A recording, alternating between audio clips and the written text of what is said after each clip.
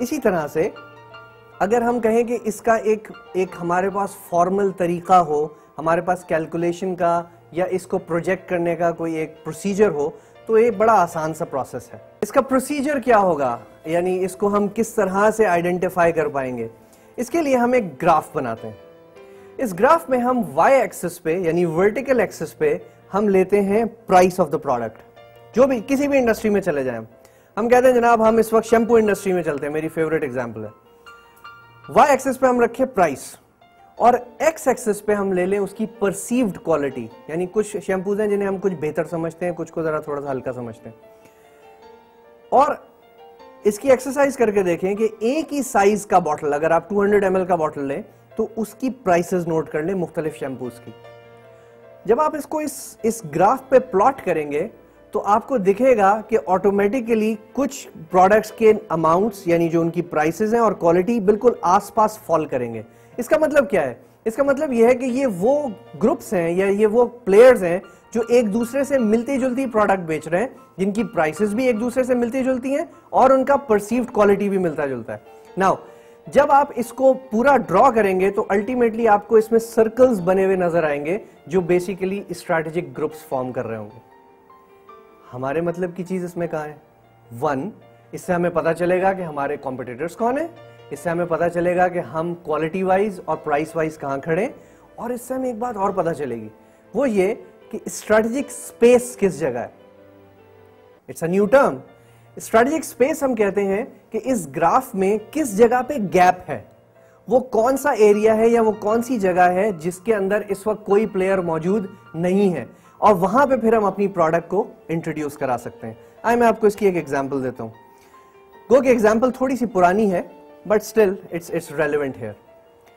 आज से कोई 10 साल पहले पाकिस्तान की जो ऑटोमोबाइल इंडस्ट्री थी उसमें सबसे expensive car Corolla 2D salon थी।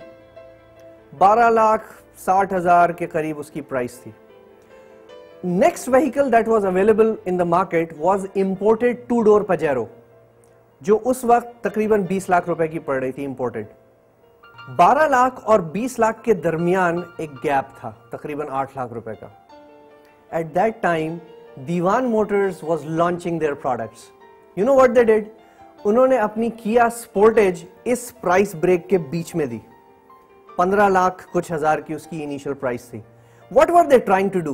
They were actually trying to fit into that strategic space, and they were quite successful in doing that. इसी तरह से हमें देखना होता है कि हम जिन इन स्ट्रेटेजिक ग्रुप्स में हम compete कर रहे हैं वहां पे स्लॉट किस जगह अवेलेबल है जिसमें आप अपनी नई प्रोडक्ट लेके एंटर हो सकते हैं। Let's talk about another topic which is related to this immediate industry or immediate environment that we are talking about. We call that market segmentation. Normal English का word है segmentation. आपको इसका मतलब तो समझ में आ ही गया होगा. That is pieces, segments, हिस्से. इस चीज को समझने से पहले अगर हम एक definition और समझ लें तो हमारे काम आएगी वो, और वो है the definition of the term market. The usual understanding is that market is a place where buying and selling takes place. There's nothing wrong with this definition, but this does not apply when you're talking about marketing. In terms of marketing, market is the set of all potential buyers who are interested or who can afford, yani who are interested and who can afford to buy your product. For example, अगर हम कहते हैं कि जी shampoo is a product, then all those people who are interested in using shampoo, obviously who have some hair on their head and who can afford to buy shampoo, are they make the market of shampoo in Pakistan. अगर आप पाकिस्तान की बात कर रहे हैं, हो सकता है 16 करोड़ में से 5 करोड़, 6 करोड़, 8 करोड़ लोग ऐसे हों जो शैम्पू यूज भी करना चाहते हो और उसको अफोर्ड करने की ताकत भी रखते हो। अब आप क्या समझते हैं, क्या ये सारे, अगर हम कहते हैं कि 8 करोड़ लोग हैं जो शैम्पू यूज करना चाहते हैं और अफोर्ड कर सकते हैं, do you think all of these 80 million people have a similar need? On a generic basis, yes, they need a shampoo to wash their hair, but जब आप इसकी डिटेल में जाएं तो उनकी रिक्वायरमेंट्स अलग अलग हैं। यानी इसी शैम्पू मार्केट में इन्हीं 8 करोड़ लोगों में से कुछ ऐसे हैं जिनके सर में डैंड्रफ है, राइट? आपके सर में भी हो सकती है, मेरे सर में भी हो सकती है। हाउएवर, हो सकता है कि ये सिर्फ 1 करोड़ ऐसे हों टोटल में से। I am not talking about exact numbers, मैं सिर्फ आपको एग्जांपल दे रहा हूं। अब अगर 1 करोड़ लोग ऐसे हैं जिनके सर में डैंड्रफ है, तो बाकी 7 करोड़ का क्या होगा? हो सकता है उन 7 करोड़ में से कुछ ऐसे हों जिनके केमिकली ट्रीटेड बाल हों, डाई हुआ हो या कोई उसके साथ कोई और ट्रीटमेंट हुआ हो सकता है उनमें से कुछ लोग ऐसे हों जिनके सिल्की बाल हो सकता है कुछ ऐसे हों जिनके कर्ली बाल हों, सख्त बाल हों। There are people with normal hair as well, right? तो ये सारे बेसिकली तो शैम्पू यूजर्स हैं, but they have specific requirements. So अगर हम कहें कि हमने इस 8 करोड़ की मार्केट का एक सेगमेंट डैंड्रफ वाला कर दिया, एक सेगमेंट वो कर दिया जो केमिकली ट्रीटेड बाल वाले हैं, एक सेगमेंट कर्ली हेयर के लिए कर दिया, एक सेगमेंट सॉफ्ट हेयर के लिए कर दिया, और एक सेगमेंट छोटा सा एंटी लाइस के लिए भी कर दिया, बच्चों के सर में जुएं भी हो जाती हैं। सो ये सब क्या बन गए? ये उस बड़ी मार्केट के छोटे छोटे हिस्से बन गए, टुकड़े बन गए, and we call them market segments. And this process of dividing the market into various components is called market segmentation.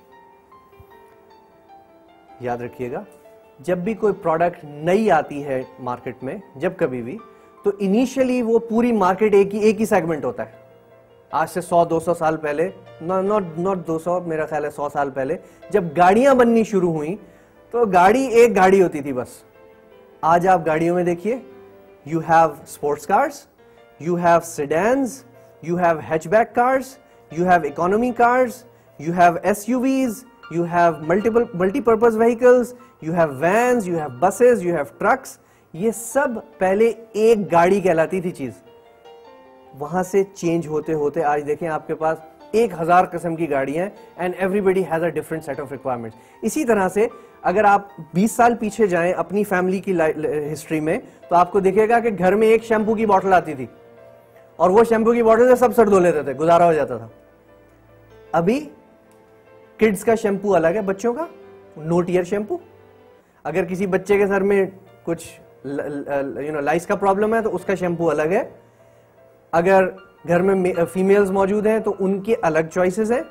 अगर डैंड्रफ का मामला है तो डैंड्रफ की चॉइसेस अलग हैं। हाउएवर, अगर आपने नोट किया हो तो डैंड्रफ की जो मार्केट थी, जो सेगमेंट था, वो रिसेंटली अभी ब्रेक होकर 2 हिस्सों में डिवाइड हो गया। एंटी डैंड्रफ की मार्केट जो पहले एक ही समझी जाती थी, अब उसमें मेल और फीमेल को सेपरेट कर दिया गया, जिसको ये किया है क्लियर फॉर मेन ने। इससे पहले head and shoulders was known for this. So with the help of market segmentation, हम बेसिकली मार्केट को होमोजेनस ग्रुप्स में डिवाइड करते हैं, जिनको हम फिर एक ग्रुप के तौर पर ट्रीट करते हैं फॉर मार्केटिंग पर्पसेस। इससे हमें एडवांटेज क्या होता है कि हम ज्यादा फोकस्ड, ज्यादा बेहतर और ज्यादा अच्छी तरह से कस्टमर की नीड को सेटिस्फाई कर सकते हैं। फॉर एग्जाम्पल, अगर मेरे सर में डैंड्रफ नहीं है और मुझे भी आप डैंड्रफ वाला शैम्पू मुझे इस्तेमाल करने पे मजबूर करेंगे तो शायद मैं खुश नहीं हूँगा।